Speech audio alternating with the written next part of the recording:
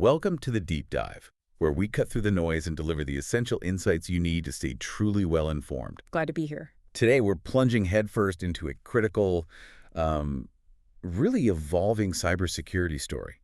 It's sent some serious ripples through the digital world. The whole saga of Tool Shell. Yeah, Tool Shell. It's more than just, another vulnerability report.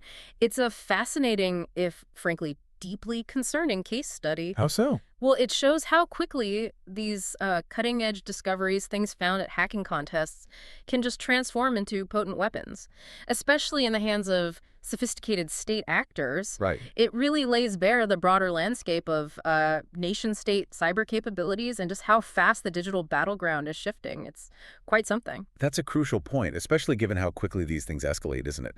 We were drawing from a stack of recent reports, various analyses, to unpack what Tool Shell actually is. And its immediate impact on Microsoft SharePoint users, how Microsoft has responded to what can only really be described as a frantic situation. Yeah, frantic seems about right. Then we're going to zoom out a bit.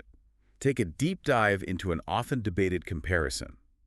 The evolving capabilities of Chinese versus American hacking forces. Ah, the big comparison. Exactly. And look, this isn't about declaring a winner or anything like that. No, not at all. It's more complex. It's about understanding the distinct approaches, the reported strengths, the perceptions at play in this really high-stakes global cyber arena. So let's get into it. Let's do it. So the stage is set, but who exactly is the villain in our story today? Let's talk Tool Shell. But first, maybe for listeners who don't, live and breathe enterprise software, what exactly is SharePoint? Why does its security matter so much? Right, good question. SharePoint, at its core, it's a Microsoft application platform. It's mostly designed for group collaboration inside organizations. Okay, collaboration, like what? Think of it as maybe a central digital nervous system. Right. It handles everything from document management, project scheduling, to securely sharing sensitive information. Right. Governments, big businesses, universities, countless organizations worldwide rely on it. It acts as their document management system, their collaboration hub, sometimes even their internal intranet. And it's not exactly a niche product, is it? What makes it such an attractive target, but also maybe so vulnerable for these sophisticated actors? We're talking millions of users, aren't we? Precisely. Millions. It also hosts OneDrive for business, for personal work documents. And is actively used by over 200 million users. 200 million? Wow. Think about that, 200 million active users. So when something goes wrong with a tool, this fundamental, the ripple effect, it can be catastrophic, almost like a digital earthquake for businesses and government. A digital earthquake. That's a powerful image. Yeah, and its sheer ubiquity makes it an incredibly tempting target. Because a successful compromise can potentially yield access to this huge network of valuable data and systems. Okay, so a massive target. And Tool Shell certainly caused some tremors, didn't it? It did. This vulnerability, it was identified as a dangerous chain of flaws, mostly hitting on-premises Microsoft SharePoint servers, so not the cloud version initially. Right, the on-prem ones. And this wasn't just some quiet discovery, behind closed doors. No, far from it. It was first publicly demoed at the Pwn2Own hacking contest in Berlin. That kicked off around May 15th. Pwn2Own, yeah, big stage. And a Vietnamese researcher, Dinh Ho An Coa, he successfully combined an authentication bypass, basically tricking the system into thinking he was legit. Clever. And an insecure deserialization bug, which is a flaw that tricks software into running malicious code. He used these together to exploit SharePoint, won himself a cool $100,000 for it. That's quite the payout. But what's fascinating here is the typical process after something like that happens at Pwn2Own. What usually happens? Well, usually after an exploit is shown, the vendor, Microsoft, in this case, gets a 90-day window. 90 days to develop and issue a fix before the detailed exploit info is made public. Okay, a grace period. Exactly. It's a crucial grace period. It's designed to protect users, right? Lets companies patch things up before the bad guys can really widely weaponize it. But with Tool Shell, things moved much faster. And frankly, a lot less smoothly than that. Yeah, that's putting it mildly. Threat actors, specifically identified as this group Storm 2603, they apparently began exploiting these vulnerabilities in the wild almost immediately. Right away. The attacks reportedly started around July 7th, targeting those internet-facing on-premises SharePoint servers, using specific payloads like spinstall.spx. So that 90-day window, pretty much irrelevant here. Gone. Yeah. And this rebit exploitation, it just elevated the whole situation to a critical level. Mm. These vulnerabilities, including one tracked as CVE 2025-5377, were rated as critical, Mm. CVSS score of 9.8. 9.8. That's almost the top score, isn't it? It's about as high as you can get on the common vulnerability scoring system. It means they required basically no authentication and could lead directly to remote code execution. Meaning attackers could essentially take over affected servers without needing any password, often with just a single command. The potential for widespread compromise was just immense. Okay, so panic stations at Microsoft, presumably. They rushed out patches on July 8th, just a day after the active exploitation started. But then the reports reveal something pretty astonishing. These initial patches, the rushed ones, they were almost immediately bypassed. Yeah, bypass. How does that even happen? What went wrong so quickly? Well, it appears the initial fix for the authentication bypass was, let's say, too narrow. Too specific. Yeah, too specific, making it surprisingly easy for attackers who probably had early info, maybe even pre-disclosure whispers about the vulnerabilities to just get around it. And what's particularly concerning, I think, is that for these most recent vulnerabilities, CVE 2025-53777 and CVE 2025-53771, Microsoft didn't release MAPP guidance. MAPP. Remind us. The Microsoft Active Protections Program. It's typically designed to give cybersecurity partners, the good guys, early warnings and technical details about emerging threats. Okay, so no warning for partners. Right. Its absence here led some people to speculate that either Microsoft, well, maybe they don't trust MAPP as a resource anymore, or perhaps they were simply too busy scrambling to work on fixes to even provide partners with those early details. So they were just overwhelmed. It certainly indicates a significant internal challenge in their rapid response, whatever the reason. So after that initial bypass, Microsoft basically had to play catch-up again. They rushed out new emergency patches within 72 hours of learning about the active exploitation, providing what they called more robust protections. Let's hope so. They also advised customers to do extra stuff like rotate SharePoint server, ASP.NET machine keys, and restart ISA. Which sounds like more involved fixes. Definitely more involved than just clicking update. But this kind of clumsy reactive response, it isn't exactly an isolated incident for Microsoft, is it? This feels familiar somehow. No, not at all. This certainly isn't the first time Microsoft has faced criticism for its security response. Remember early 2021? Vaguely. Exchange server. Exactly. A Chinese state-sponsored threat actor known as HAFNAM exploited multiple zero-day vulnerabilities in Microsoft Exchange email server software. That affected tens of thousands of organizations globally. It was huge. Right, I remember that now. It was massive news. It was significant enough that Microsoft CEO Satya Nadella had even publicly promised this whole Secure Future initiative, to improve the company's overall security posture and response times. He made public promise. Yeah, so the tool shell incident, well, it definitely puts that commitment to the test again, and it highlights that despite those promises, these challenges, they clearly persist. Okay, so this whole situation with tool shell, the rapid exploitation, the bypass patches, the link to nation-state actors like Storm 2603, it brings us quite naturally to that bigger, often debated question, the one that really permeates the cybersecurity world. Which is? The capabilities of different nation-state actors in cyberspace. Yeah. Specifically, how do Chinese and American hacking capabilities stack up against each other? And what does this ongoing contest mean for global security? Ah, yes. It's a really complex picture, and it's one where different perspectives, different reports highlight very distinct strengths and approaches. So not a simple who's better.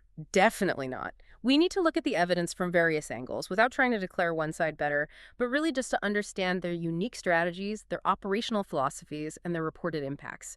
It's about recognizing how things have evolved and the differences in how they operate. Okay, let's start with China then. What do the sources reveal about Chinese capabilities and strategies? We already heard Chinese state-backed groups were suspected of breaching a U.S. nuclear weapons agency, potentially. Right, those reports surfaced. And as we just discussed, they were implicated in exploiting these tool shell vulnerabilities. Yeah.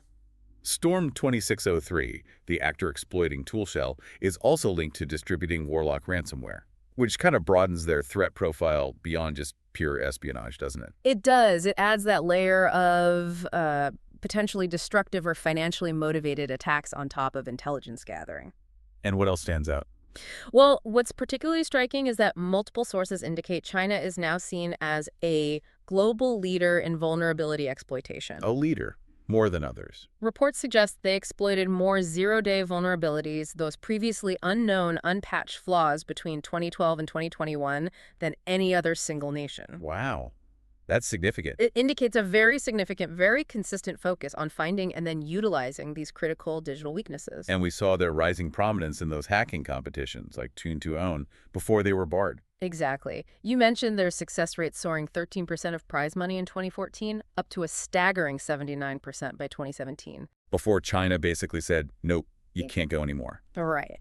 And then started their own domestic competition, the Tianfu Cup. You have these prominent teams, Qihoo 360, Tencent, CyberKunlun, the Pangu team, all major players in that ecosystem. So a huge talent pool. What else drives their capability? A key differentiator, according to analysts, is China's military-civil fusion model. Military-civil fusion. What does that mean in practice? It basically means private sector researchers, folks working at tech companies or security firms, are reportedly mandated to cooperate with the government. They have to report vulnerabilities they find. Mandated, so they have to report them. That's what the reports suggest. This creates this kind of national-scale pipeline, ensuring a constant, massive flow of newly discovered weaknesses directly into the hands of state agencies for, well, potential exploitation. That's a fundamentally different model compared to the West, isn't it? Completely different. And it provides a unique strategic advantage in offensive operations. They also frequently use contractors for these state-sponsored operations. It's almost like a state-backed hack-for-hire system. And the sheer scale is also something else. The PLA, the People's Liberation Army, reportedly fields as many as 60,000 cyber personnel. 60,000. 10 times the number usually associated with U.S. Cyber Command. That's a huge difference. It is. And the numbers also suggest a heavier lean towards offense in China. Around 18.2% of their cyber units are reportedly focused on offensive ops, compared to maybe 2.8% for U.S. Cyber Command. Again, a big disparity in reported focus. That focus seems clear. And we see major Chinese APT groups advance persistent threats like HAF-NIM, APT-41, APT-10. They're explicitly linked in reports to the Ministry of State Security, MSS, or the PLA. HF-NIM we mentioned, with the exchange hack. Exactly, affecting thousands globally. And APT-41, APT-10, they've been involved in really widespread espionage campaigns, hitting telecommunications, managed service providers, demonstrating significant reach and persistence over years. Okay, so that's a powerful picture of China's cyber capabilities and approach. But of course, the U.S. also brings immense power to this digital arena. How do their strategies and capabilities stack up, especially considering some of the counter-narratives?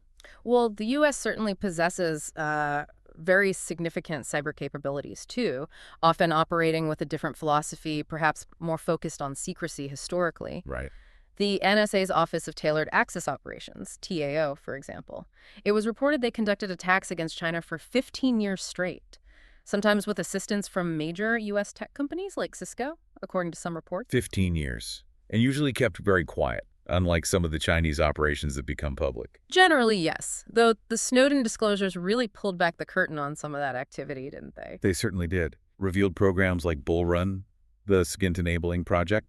Right, which allegedly involved NSA activities to deliberately compromise encryption technologies, even covertly influencing the design of commercial products to make them easier to break into later. That suggests a deep, pervasive capability. Integrating into the very fabric of global communications. That was the implication. And then you had the cybersecurity firm Kaspersky, who exposed what they call the NSA's Equation Group. Ah, yes, the Equation Group. What was their take? They described them as a super attack group, even, quite evocatively, as the Death Star of the malware galaxy. The Death Star. That's quite a claim. It is. But Kaspersky argued they earned that reputation by not just finding, but hoarding these vast reserves of zero-day vulnerabilities, essentially giving them a digital master key to almost any system they targeted. And using them. Oh, yes. Leveraging them in incredibly sophisticated operations, things like Stuxnet, which famously crippled Iranian nuclear centrifuges, that demonstrated a capability for highly precise, even destructive cyber warfare, not just spying. Stuxnet was definitely a game changer in perception. So beyond these covert, highly sophisticated ops, the U.S. also uses a very different tactic. Public attribution. Naming and shaming. What's the strategic thinking there? It seems to be a multifaceted approach. Public attribution is used partly for deterrence, for cost imposition, making it harder or more embarrassing for adversaries, and for accountability. It signals, we see you and your actions might have consequences. Okay. They also use it for what's called deterrence by denial. By informing potential victims, telling the cybersecurity community what TTPs, tactics, techniques, procedures to look for, they essentially help everyone else build better defenses. It's a strategic choice to reveal who they think did it, even if it tips their intelligence hand slightly. But this approach isn't universally accepted, is it? Some Chinese sources, for example, they push back hard. They do. They often characterize U.S. actions as cyber hegemon behavior, accuse the U.S. of having double standards, abusing its own technological advantages while making baseless accusations against other countries. They question the evidence sometimes. Yes. They also argue that some private U.S. cybersecurity companies publish what they call shaky allegations without sufficient publicly available evidence. So there's definitely a clear difference in how these actions are framed and perceived globally. Which points to a fundamental challenge here. Absolutely. It's crucial to remember that attribution itself, figuring out exactly who did what in cyberspace, is inherently difficult. Why so hard? Well, technical indicators, IP addresses, malware signatures, they can all be manipulated, spoofed, used deliberately for false flags to point the finger elsewhere. Tracing activity back definitively to a specific person, let alone proving state sponsorship, requires deep intelligence work, the kind that's often classified and not disclosed publicly. So there's always some uncertainty. There's almost always some degree of uncertainty, or at least room for plausible deniability. This inherent complexity means even the most serious analyses might not remove all doubt, which is why you get these persistent, conflicting narratives. Right, so bringing this all together, Yeah. what does this intense competition, this complex landscape, mean for you, the listener, just trying to navigate this digital world? This isn't just tech news, is it? No, it's far more than that. It highlights a truly dynamic, really intense competition in cyberspace, where the lines between state-sponsored spying, cybercrime, even acts that look like warfare are getting increasingly blurry. And the balance of power is shifting. It seems so.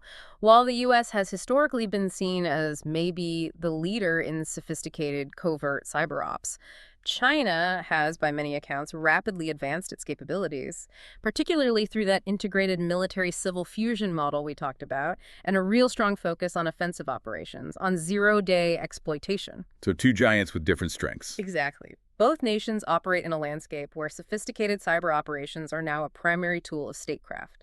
And it impacts everything: corporate secrets, national security, even the critical infrastructure we rely on every day. And incidents like ToolShell just keep reminding us? Yeah. They demonstrate that this isn't a static conflict. It's a continuous, high-stakes game played out constantly in the digital shadows. New vulnerabilities are always being found and exploited. So this ToolShell vulnerability, it really is a stark reminder, isn't it? A reminder of the constant vigilance needed in our digital lives, whether it's just applying a critical SharePoint patch promptly or understanding this broader global cyber contest. These details matter. They absolutely do, because what happens in the digital realm can have, and increasingly does have, profound real-world impacts for everyone. Indeed.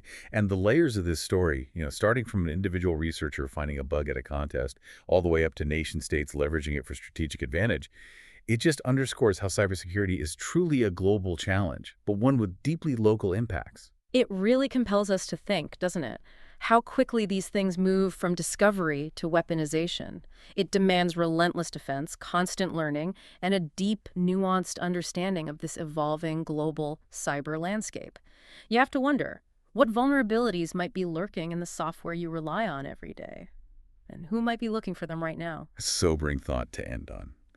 And that's our deep dive for today. Thank you so much for joining us. My pleasure. We hope you feel a little more well-informed about ToolShell and the complex world of cyber capabilities.